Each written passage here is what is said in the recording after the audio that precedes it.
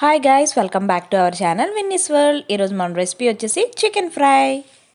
Quick and easy recipe, bachelors కూడా ఎంతో ఈజీగా చేసుకోవచ్చు. సో మనం రెసిపీలోకి వెళ్ళిపోదామా? ఫ్రై చేసుకుంటున్నాం కాబట్టి దలసరిగా ఉండే పాన్ అన్నది తీసుకోవాలి. ముందుగా ప్యాన్లోకి 3 టేబుల్ స్పూన్ ఆయిల్ వేసుకుని పచ్చిమిర్చి, ఫ్రెష్గా దంచుకున్న అల్లం వెల్లుల్లి పేస్ట్ వేసి పచ్చివాసన పోయే వరకు ఫ్రై చేసుకోవాలి. ఇక్కడ నేను 1 కప్ చికెన్ అన్నది తీసుకున్నా. చికెన్ మ్యారినేట్ చేయాల్సిన అవసరం లేదు, డైరెక్ట్గా చికెన్ పీసెస్ అన్నది వేసేసుకోవచ్చు.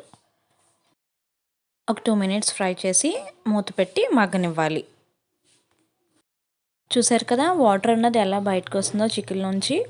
ఈ స్టేజ్లో ఉన్నప్పుడు 1 cup onion, 1 medium size tomato వేసుకోవాలి. అలాగే ఒక రెబ్బ కరివేపాకు.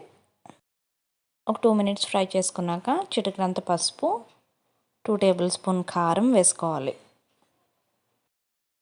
రుచికి తగినంత సాల్ట్ వేసుకోవాలి. 1 టేబుల్ స్పూన్ ధనియాల పొడి, 1 టేబుల్ స్పూన్ గరం మసాలా వేసుకుని ముక్కలకు పట్టేలాగా పూర్తిగా కలుపుకోవాలి. మసాలా అన్నది ముక్కలన్నిటికీ బాగా పట్టాలి.